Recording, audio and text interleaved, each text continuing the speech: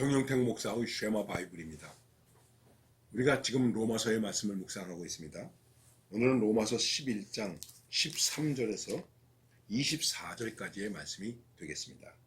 좀 길지만은 우리가 함께 말씀을 듣는 마음으로 성경을 읽겠습니다. 내가 이방인인 너희에게 말하노라. 내가 이방인의 사도인 만큼 내 직분을 영광스럽게 여기노니 이는 혹 내 권륙을 아무쪼록 시기하게 하여 그들 중에서 얼마를 구원하려 함이라. 그들을 버리는 것이 세상의 화목이 되거든 그 받아들이는 것이 죽은 자 가운데서 살아나는 것이 아니면 무엇이리요. 제사하는 처음 익은 곡식가루가 거룩한즉 떡덩이도 거룩하고 뿌리가 거룩한즉 가지도 그러하니라. 또한 가지 얼마가 꺾였는데 돌감람나무인 네가 그들 중에 접붙임이 되어 참 감람나무 뿌리의 진액을 함께 받은 자가 되었은즉 그 가지들을 향하여 자랑하지 말라. 자랑할지라도 네가 뿌리를 보존하는 것이 아니요 뿌리가 너를 보존하는 것이니라. 그러면 네 말이 가지들이 꺾인 것은 나로 접붙임을 받게 하려 함이라 하리니 옳도다. 그들은 믿지 아니함으로 꺾이고 너는 믿음으로 섰느니라. 높은 마음을 품지 말고 도리어 두려워하라. 하나님이 원 가지들도 아끼지 아니하셨은즉 너도 아끼지 아니하시리라. 그러므로 하나님의 인자하심과 준엄하심을 보라. 넘어지는 자들에게는 준엄하심이 있으니 너희가 만일 하나님의 인자하심에 머물러 있으면 그 인자가 너희에게 있으리라. 그렇지 않으면 너도 찍히는 바 되리라.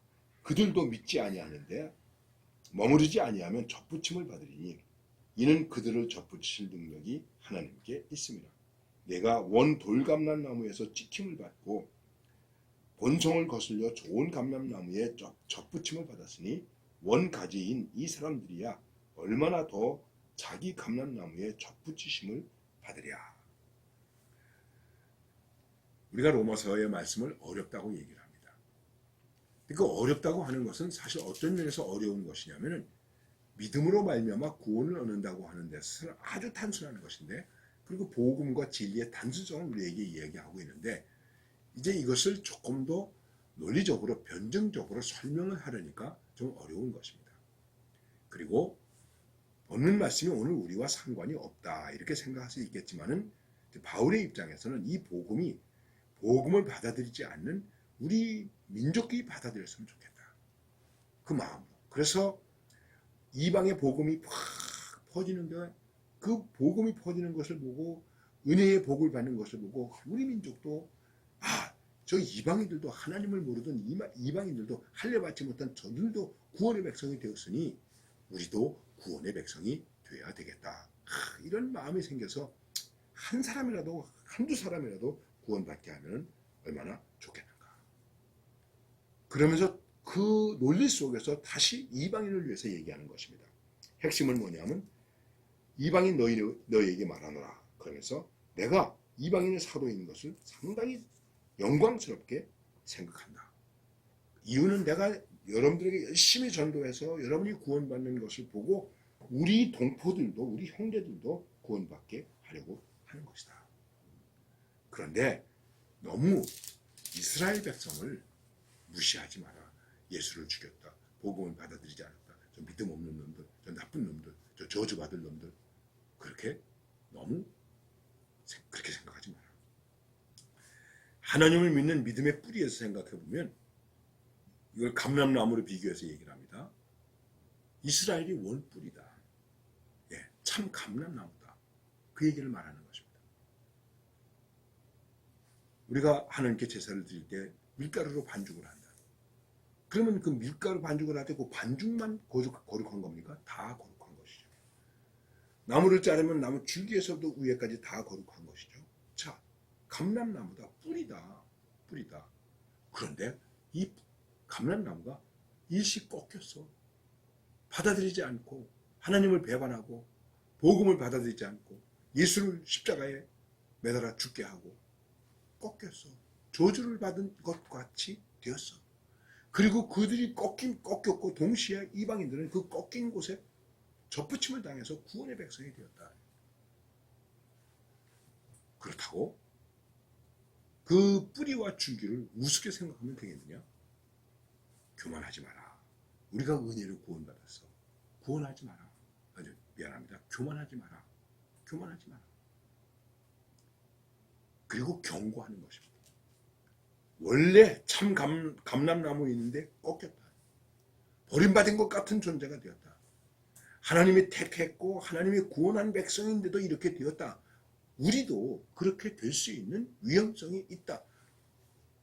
교만하면 우리도 꺾일 수 있는 가능성이 있다. 이거 경고하는 것입니다. 그래서 믿음으로 스스로 선줄로 생각하지 마라. 왜? 넘어질까? 조심하라. 스스로 섰다고 생각하는데 난 은혜 받았어. 난 이제 잘 됐어. 나는 하나님의 백성이 하면서 스스로 섰다고 생각하는 순간 그만 그 교만 때문에 넘어질 수 있다는 것이죠. 그거를 지금 경고하는 것입니다. 아마 손이 안으로 굽는다고 그럴까요?